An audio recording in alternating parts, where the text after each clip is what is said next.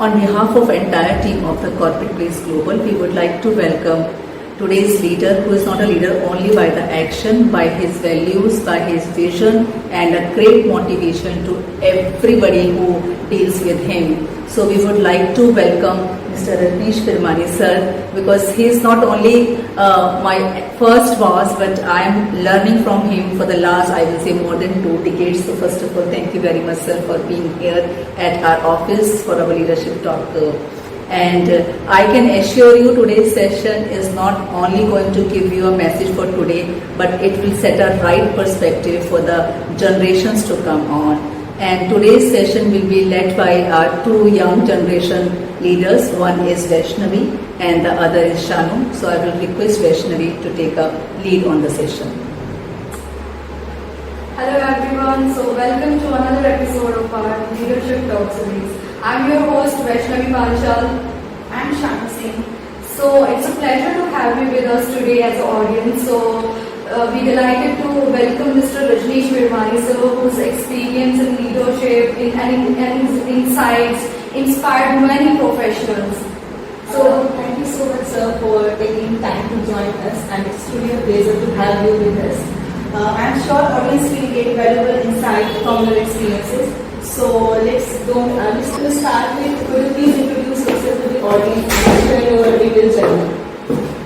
So thank you Shanu, thank you Vaishnavi. My name is Rajnish Virmani.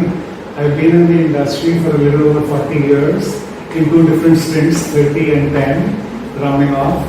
The first 30 years as an employee of large multinational companies, I've been a global leader. I've traveled around the world, I've lived around the world in the US, UK, Europe, Australia, Asia. And I've led global teams, so I've been fortunate. I've led over 10,000 people in my team around the world, and at the C level, so I've been a CIO, I've been a COO, and I've been a CEO as well. Very fortunate, and God has been very kind indeed. So now for the last 10 years, I switched gears away from a regular line job into a self-employed consultant and a coach. And in the last 10 years now, I've coached 2 sets of people.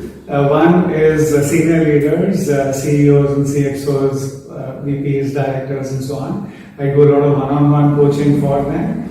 And also I'm associated with an NGO called Udayan, where I coach and mentor a lot of these school and college going girls from underserved communities. And I'm happy that I've contributed to at least 500 girls, if not more. So happy to contribute in both these segments. Okay, so thank you so much sir. I think this episode will be going very fantastic, and हमारे many professionals, organizations and leaders और हमारी upcoming youth बहुत कुछ सीखने वाली है आपके इस experience, invaluable experience से. So I would like to start with, I would like to ask if you are advising the next generation of business leader who leads a global organization, the mindset shift and daily routine practices, who encourages them to cultivate from very beginning of the career. So the new generation who's coming in, which is you girls. So on 2 counts, maybe I can give you that answer. One is for a new girl or boy who's just coming into the corporate world, maybe at the bottom of the corporate pyramid. In fact, when I address these Udayan girls, I mention this as an acronym I've created, PHDC. So P is for positivity. Having a positive mindset is the starting point of anything. If you're not positive in your thinking, if all you're doing during the course of the day is crib, this is not working, that is not working, God is against me, etc., etc., etc., being in the victim mode, etc., things will never work out for you. So you have to stay positive. You have to have that can-do attitude. And if that is something that you're starting with, that's the first checkbox. That's P. H is hard work. There is no second option. If you're shying away from hard working, chances are you're not going to get anywhere far. So if you have to take a 30, 40-year career in your stride, then I would suggest never be afraid of working hard. D is for delivery and making sure that you're dependable. So if I'm your boss and you've committed to say a particular project is going to be delivered by Thursday, then hey, Thursday, come hail, come snow, the project will be delivered. That to my mind is a dependability factor. If you are not delivering and dependable, then I don't get a good view of you, and therefore chances are you're not going to go up in at least my thinking. So that's PhD, and C is for curiosity. Curiosity. The day you stop being curious, you've lost it. So to my next generation, I would say PhDC. Remember this acronym at least. Now that's as far as the frontline staff. Right? If you're joined at the bottom of the pyramid. For the same generation, if you reach maybe 3 years, 5 years down the road, if you've reached a manager level position, then I would say the things are slightly different. I mean, the expectations are slightly different. And I would suggest, in fact, I want to introduce another term here as well, is servant leadership. Leadership is a service. Don't think just because you've got a few stripes on the shoulder that you can show that I'm boss now. You're not the boss. In fact, I would say never use the word boss to yourself. Make sure that you're talking of. If I service this person in my team, he or she will be able to service the customer better. So therefore, leadership is a service. So what kind of a service can you provide? You can be authoritarian. There are authoritarian leaders as well who will say my way or the highway, and I want you to do it in a certain way. And quite a few of them are successful, but I reckon they are successful in the short term. In the long term, these things don't work. So, adding service to the employees of the organization is the role of a leader, not showing the stick. Does that sound all right? Yeah, definitely, sir. And we Thank you so much for sharing that acronym and that term with us. I would like to hand over with Risha. So, when we are seeing organizations is heavily investing in policies and compliance framework, yet culture ultimately determines behavior. But in your experience, what do you think? How can leaders create organization where people can choose what to do the right things? Not just because regulations require it, but because value demands it. So maybe 2 points I'd like to make here. If I am a leader and I want to instill compliance in whatever I do, then I have to be a role model for my team. The equivalent example at home is I have 2 boys, 2 sons. I can't stand smoking a cigarette at home and tell the boys, no, smoking is bad for you and you should not smoke. So what do you think the boys will hear or listen to? My words or my actions? Actions will always speak louder than words. So I have to be a role model just by pasting values, saying this is the value of the organization, etc. No good. These are the do's and don'ts of the organization. These are the compliance that we have to follow. No good. But somewhere along the line, I've got to be the role model because people observe how is the senior management team behaving. And if the senior management team behaves in a certain way, that eventually becomes the culture. Because how do you define culture? The way I see it is you define culture by what are the employees doing when I'm not watching. If you pick up there is some dirt or some paper lying around on the floor, and you know that I'm observing as the senior guy, and so you go and pick it up and throw it in the dustbin. That's not really culture. Heart of hearts, you knew that somebody was watching, so okay, let me do this. Yeah. But if you're doing this at 7 o'clock in the evening when you're the only one in the room, that determines, to my mind at least, that determines the culture. So as a senior leader, we have to make sure that we be the role models and looking at, just like it happens in the family, it also is also true for the corporates. Second point on the same thing, you spoke about compliances and playing within the rules of the game. I'm a sports person, so let me give you a sporty example. I'm a winner. I genuinely believe I want to win. That desire to win is very strong. but I want to win within the rules, within the boundaries of the game. Likewise, in the corporate world, the corporate governance lays out the rules of the game. This is the boundary wall. So if I'm playing a game of tennis or badminton, the boundaries are already defined. I have to win, but I have to win with them.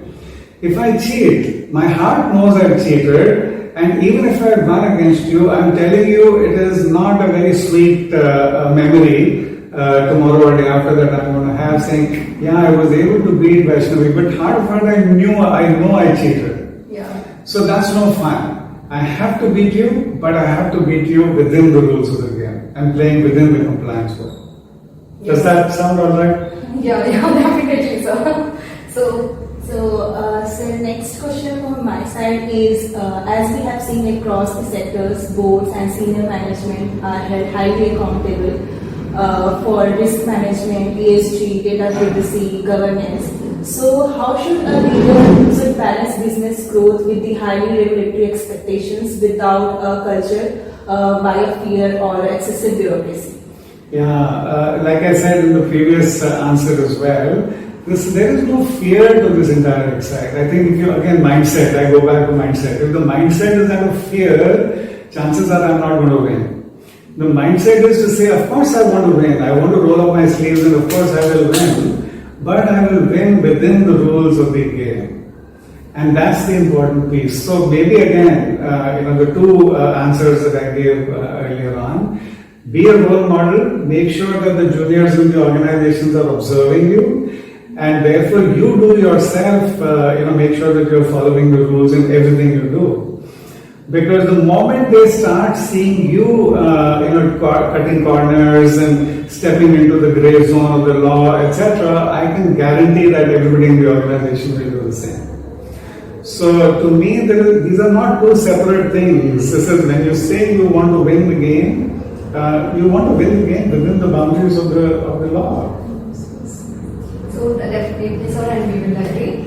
And now, as we can see, the AI sector is rapidly growing. And now, I would like to ask you that with the AI decision making and automation changing, how works get done, and what do you think that the leaders' skills technology can enhance? So, I think that what will change because of AI, etc., is governance can improve, productivity can improve, absolutely, because I can do the same job much faster, and so on and so forth. But what will not change is the emotional quotient, that care for people. So, as a leader, if I have to care for people, I spoke about servant leadership.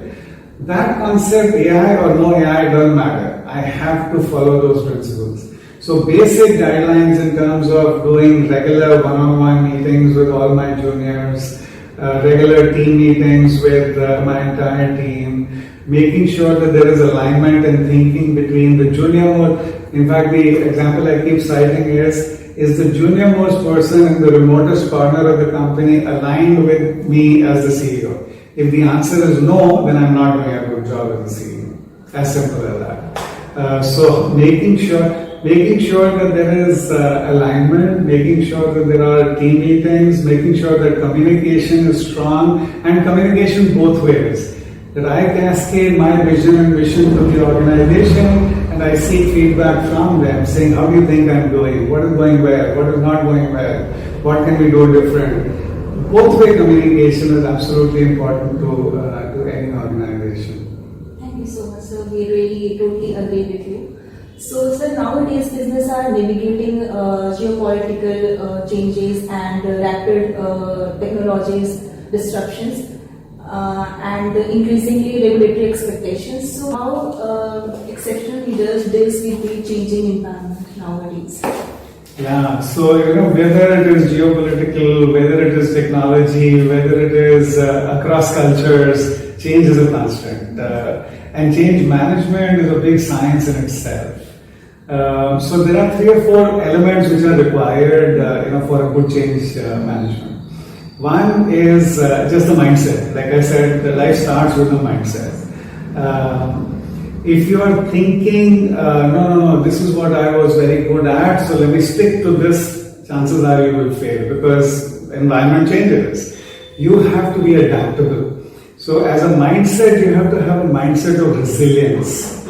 In fact, and we can talk about that separately as well, but when you look at these founders who have started off new startups, when the startup is a small company, maybe 0 to 50 employees, all that they're interested in is hustling and getting the job done.